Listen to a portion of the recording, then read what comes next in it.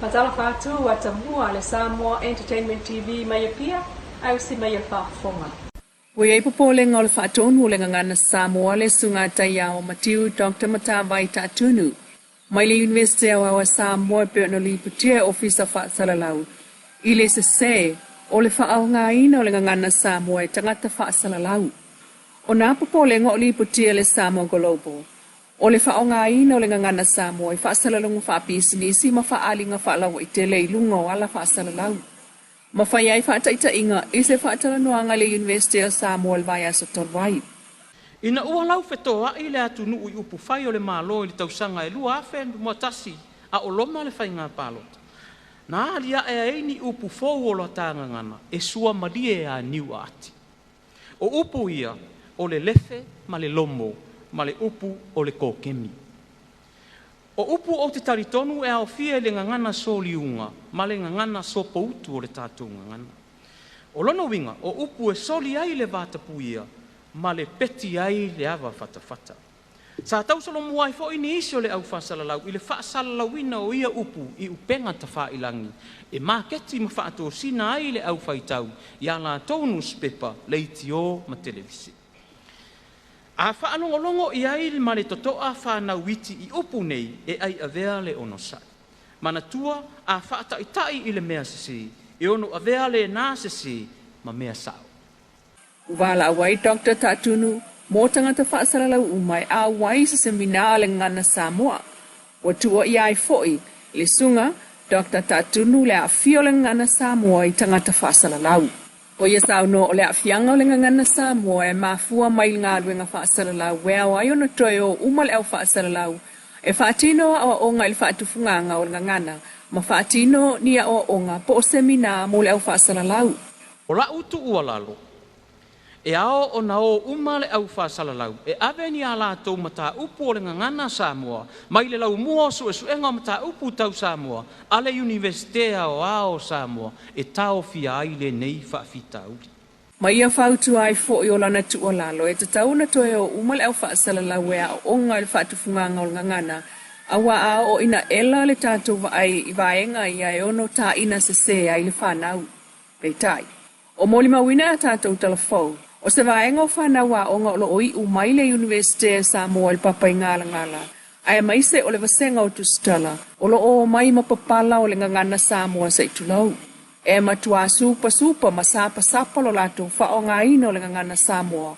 O na o mai le i ofisa whaasara laupe o le itio ma televise. Ma toe a o onga ai e tau 4 ese. Alo ua o le ngangana Samoa na o mai malato mai le University of Samoa i vai vase. Inisi o tala wa si itia nei to mai o leo a Samoa e mawhai ai o no lato awa ia tu i misi o no le file mul Pasifika malalangi. E pe o na sao no al komsino mtanga ruenga o leo au pa au longo i tino Filipo le toe taliu manuia mai. O leo to se fulu ala na mtanga ruenga fo i mai saina ina watau nu manuia le a onga sa awa ia tu ia il tau singol file mu. O stasi leo sao mtanga ruenga o leo a Samoa il Pasifika. O le tau singo le file mu mwha mautino o saonga le mu tātou tulangi maona tangata. E silia le whasela wafe tala le tau o isi whaatotonga o le mtanga aruenga o leo. Leo sa saa mai le malo Australia e ua toi o se tau sanga tau nuu Samoa ia na tali ngā malo tele. O tali ngā malo e malanga mai ei taita i o malo le tau pulenga ia o fiai ma le tupo Peretania tele King Salesa. Peitai. O le sosoni whaawau Australia mo tāpenanga i nātali ngā maloe au fia i isi Pasika fōu e iwa. Se fulu walu pūlau safety helmets, mo Pasika, mo le ave Pasika ma le pasese. 5 se fulu tō tini 5 po le 25 pea. Se lau pusa e ei whaatotonga mo sosoni mua. 2 se fulu pusa whaatotonga mo sosoni mua mo ofisa o leo. Le aunga, o le langolango, ale malo Australia, ia maua e Samoa se tali ngā malo saunga le mu, file mu, ma le solonga le lei. E le ngato le mautua mea whai ngā rui ngā leo, ai o le tau le leia o ngā rui ngā whaatino. A malo la iti o lo wa aia mai malo te tele lata mai iai e peo Australia ma New Zealand. Ma walunga le ngangol whaftai ma le fiongal minister mta ngā rui ngā leo mwhalpuipui. Le sunga whawalo Harry Schuster. I le pulenga o le malo Australia, I le nganga o le whapaanga ma Samoa, I le tali ngā malo tele, o lo alo tune I ai tausanga fau. O lewa mai a whaatino le whatautonga o Minista Fou o le kabineta, pe o na tātou ripotia e le asuan nafi. O la na fionga I le malo le malo o tuto o tasi o Samoa, le fionga tu I male ali I whano wa ale to a soala u Vili lua. Na whaatino ina le wha moi moi. Mo le mawina le whaatumulia ma le sangisangi fia o le paia ma le mamalo le atunu. I ona tai, whaapea whaululunga mtanga luenga I se ese le malo. O le au wala au lia ai mai se a inga mauosa, mo le mawina le neisa uninga whaaptoa. O le fionga lau timu ia o le se a fua wa ai, le ua tofia I avea minista o tupi. Whaapea le fionga lau matia manu rinko o Matthew Pesal, le ua avea minista o taalonga malanga oa mo le fia o tangata. Na sao no whaaptoa le tamaita I pale mia, ma moli whaafitai malana whaamanianga. A meselan whaamalosi, ona ele whaingo fia nei tō whinga. Ele oni to finga whaingo fie.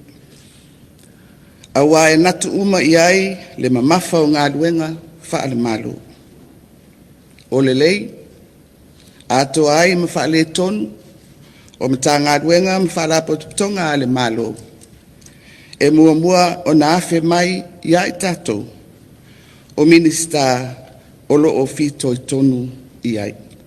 Ia o le mātou tatalo, ia funga I mata ngofia o le atua, la lua to wha.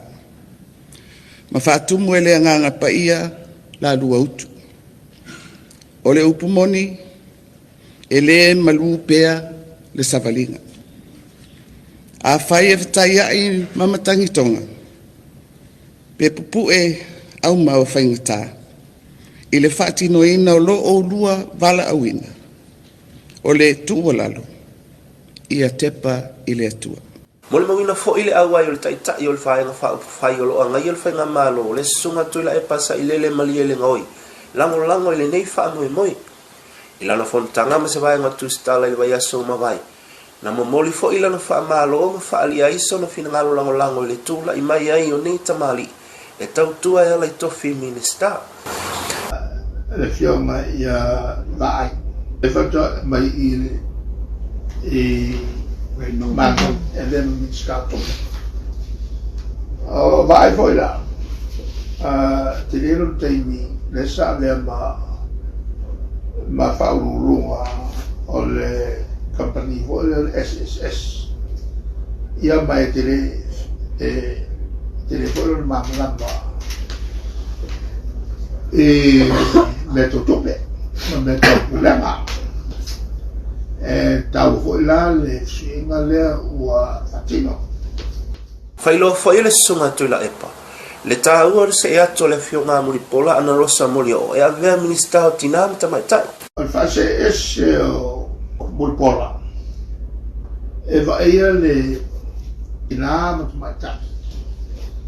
I tonu ala lea iai le mekilia fale kongu le iai. O le faso soi ngol milion. Le sa fola e lau. E milion al kausanga le o kikilo aku pei foringa mai. O le a milion al korupo le fa kausanga. O le ala o kikilo ngai il minska fola. O kiko. O I le ala fa masino. Ia ranga ia ho ia me ko. Na whaftai o fo e le taitai o le tua ngai, le sunga tuila e pasa I lele mali ele ngoi, le whaase e ato le tina e o tu risi po le pulenga o tangata ta whao mai mo mai. I le wawa ainga le tamaitai palmia. Resi tulanga e whataute. O le wote ko mai whimene tourism. Tourism o I o le ki ngai piko sili le o ngā mawai I kongo Samoa le ke le tupe whanganga mo whato inga e le whaila o ngā kua inalo le tāua o le tawhioi le la whaila o tongo veai o le iei le tutau mo turis. Amerika sa mo lo fa anga so lo ipea fa tala noanga o le tala fa so tupe tutuile mamanu o lan to sanga fa tupe lu o lo fa. O le vai aso talwaina toe polo ia i le komiti su e o Samoa-Leilua sui ma le sanate. Le fatum sili o le ofisa o mea tino le malo. Ina ia toe fo ia tu maseli ipoti o fa maumaunga. O loa le malo mai le tausanga lua o lua tasi lua o lua. Talu, wailoa ane.